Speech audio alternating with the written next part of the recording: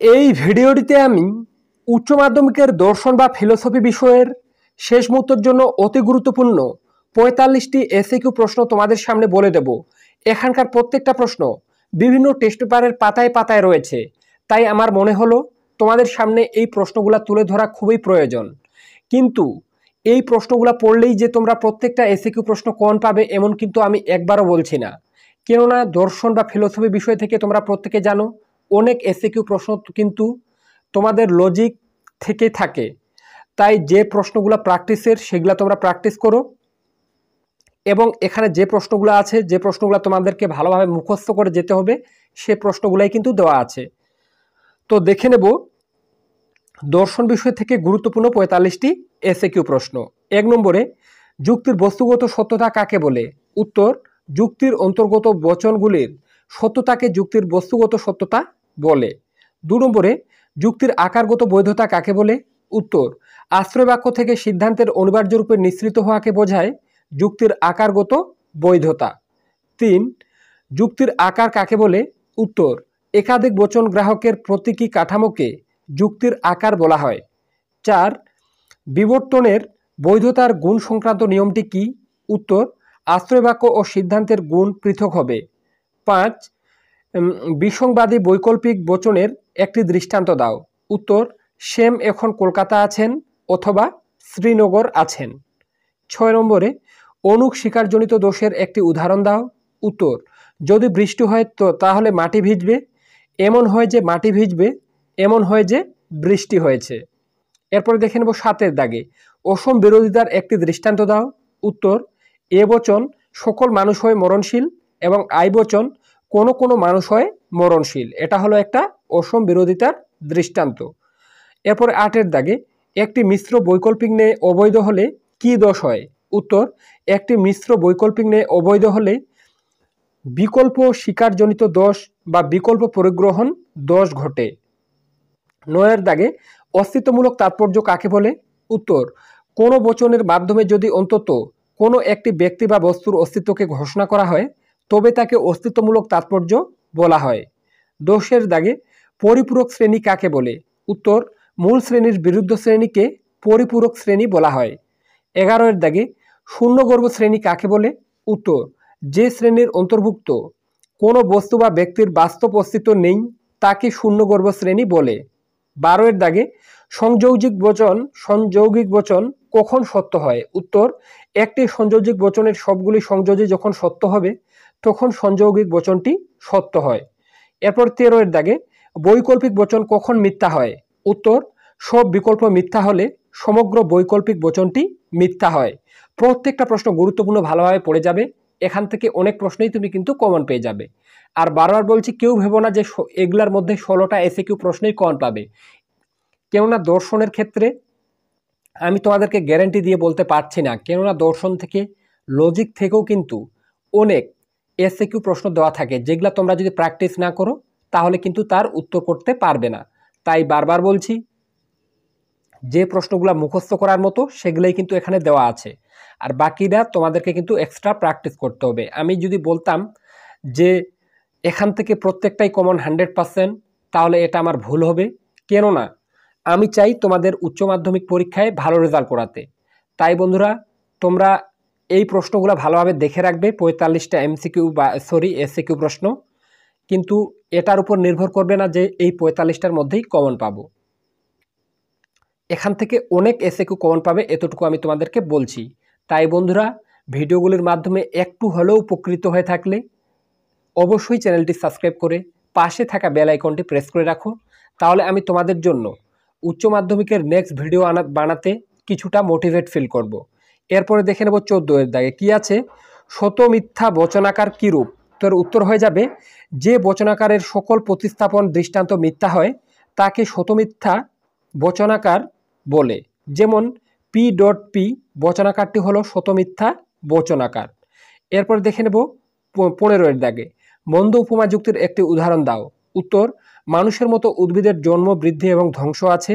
মানুষের যেহেতু চিন্তা শক্তি আছে, উদ্ভিদেরও চিন্তা শক্তি আছে। প্রত্যেকটা প্রশ্ন গুরুত্বপূর্ণ, ভালোভাবে পড়ে রাখবে। ১৬-এর দাগে, আরোহমূলক লাভ কি? উত্তর, আরোহ অনুমানে বিশেষত্ব থেকে সার্বিক সত্যে উপনীত হওয়াকে আরোহ অনুমান সংক্রান্ত লাভ বলে। এরপরে 17-এর দাগে উত্তম উপমা যুক্তির একটি উদাহরণ দাও। উত্তর, রাম ও যদু উভয়ের রক্তে ম্যালেরিয়ার জীবাণু পাওয়া গেছে। রাম কুইনাইন খেয়ে সুস্থ হয়েছে, যদুও কুইনাইন খেয়ে ভালো হবে। 18-এর দাগে উপমা যুক্তির মূল্যায়নের একটি মানদণ্ড লেখো। উত্তর, জ্ঞেত সাদৃশ্যের সংখ্যার যত বেশি হবে উপমা যুক্তির দৃষ্টান্তের বাস্তবতাও তত বেশি হবে। এরপরে 19-এর দাগে আবশ্যিক পর্যাপ্ত শর্ত হিসেবে কারণের একটি দৃষ্টান্ত দাও। উত্তর, ভিজে কাঠে অগ্নিসংযোগ করা হলো ধূম সৃষ্টি হওয়ার আবশ্যিক পর্যাপ্ত শর্ত। এরপরে দেখে নেব 20-এর দাগে কি আছে। কারণের পরিমাণগত লক্ষণ কি? উত্তর, পরিমাণের দিক থেকে কারণ হলো কার্যের সমান। 21-এর দাগে মিল কারণের কি সংজ্ঞা দিয়েছেন? উত্তর, কারণ হলো কার্যের সত্যান্তরহীন অপরিবর্তনীয় পূর্ববর্তী ঘটনা। 22-এর দাগে বহু কারণবাদের একটি অসুবিধা উল্লেখ করো। উত্তর, কারণ এবং কার্য উভয়কে বিশেষ অর্থে গ্রহণ করলে বহু কারণবাদ ভ্রান্ত বলে প্রমাণিত হয়। 23-এর দাগে বিষপান হলো মৃত্যুর কারণ, এক্ষেত্রে কারণ কথাটি কোন অর্থে ব্যবহৃত হয়েছে? উত্তর, পর্যাপ্ত শর্ত অর্থে। এরপরে 24-এর দাগে মেঘ না করলে বৃষ্টি হবে না, মেঘ বৃষ্টির কিরূপ শর্ত? উত্তর, আবশ্যিক শর্ত। 25-এর দাগে নিবেশন দৃষ্টান্ত কাকে বলে? উত্তর, যেসব বিশেষ বচনকে বচনাকারে দৃষ্টান্ত রূপে গণ্য করা হয় তাদের নিবেশন দৃষ্টান্ত বলে। 26-এর দাগে কোন যুক্তি আকারগত সত্যতা বিচার করে? উত্তর, অবরোহ যুক্তি। এরপরে 27-এর দাগে কোন যুক্তিতে আশ্রয় বাক্য সিদ্ধান্তের মধ্যে প্রসক্তি সম্বন্ধ থাকে? উত্তর, অবরোহ যুক্তিতে।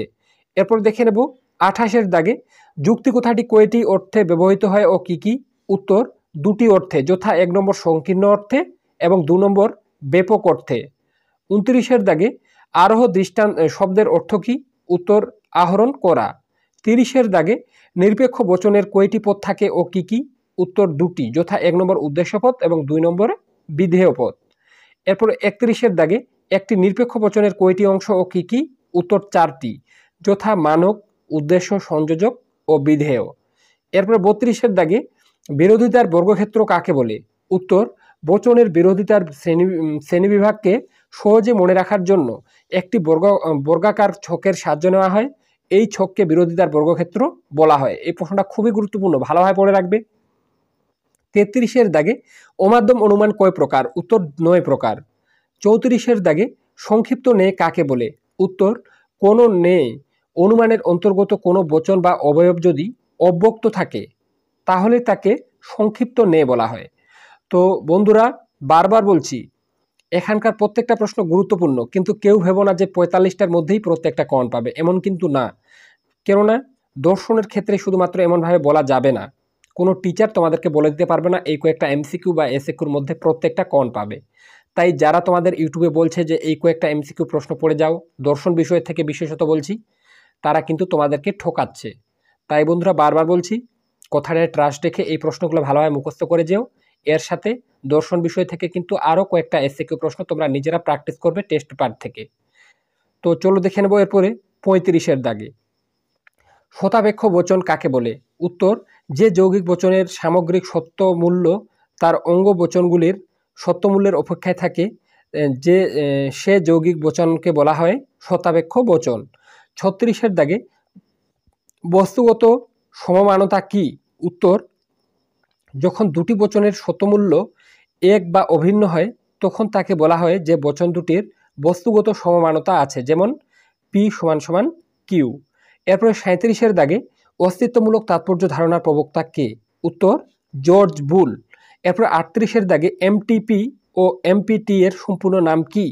এমপিটি এর পুরো নাম মোডাস পোনেন্ডো টোলেন্স এবং এমটিপি এর পুরো নাম মোডাস পোনেন্ডো পোনেন্স। এরপরে 39-এর দাগে অপসারণের সূত্রগুলির ভিত্তি কি? উত্তর, কার্যকরণ নিয়ম। 40-এর দাগে উপমা যুক্তি কিরূপ বচন প্রতিষ্ঠা করে? উত্তর, বিশেষ বচন। তো বন্ধুরা, আজকের এই ভিডিওটিতে আমি তোমাদের সামনে 40টা এসএকিউ প্রশ্ন তুলে ধরলাম। আশা রাখি ফিলোসফি বা দর্শন বিষয় থেকে এই 40টা এসএকিউ প্রশ্নের মধ্যে তুমি কিন্তু অনেক প্রশ্ন কমন পেয়ে যাবে। তাই এই ভিডিওগুলির মাধ্যমে একটু হলেও উপকৃত হয়ে থাকলে অবশ্যই চ্যানেলটি সাবস্ক্রাইব করে পাশে থাকা বেল আইকনটি প্রেস করে রাখো। আর নেক্সট কোন বিষয়ের সাজেশন চাও সেটা অবশ্যই কমেন্ট সেকশনে জানাবে। তোমরা প্রত্যেকে আমাকে বারবার একটাই কমেন্ট করছো, আমি দেখতে পাচ্ছি ইংলিশ সাজেশন দরকার। তো আমি তোমাদের ইংরেজি বিষয়ের তেমন সাজেশন ভিত্তিক পড়াই না, তো যার জন্যে কিন্তু আমি ইংরেজি বিষয়ের সাজেশন তেমন চ্যানেলে আপলোড করিনি এতদিন। তাই এই বিষয়ে তোমরা আমাকে ক্ষমা করো। বাকি কোন বিষয়ের সাজেশন চাও তোমরা অবশ্যই কমেন্ট সেকশনে কমেন্ট করে জানাতে ভুলবে না। তো আজকে এ পর্যন্তই। দেখা হবে উচ্চ মাধ্যমিকের লাস্ট মিনিটের সাজেশনের ভিডিও নিয়ে নেক্সট কোনো ভিডিওতে।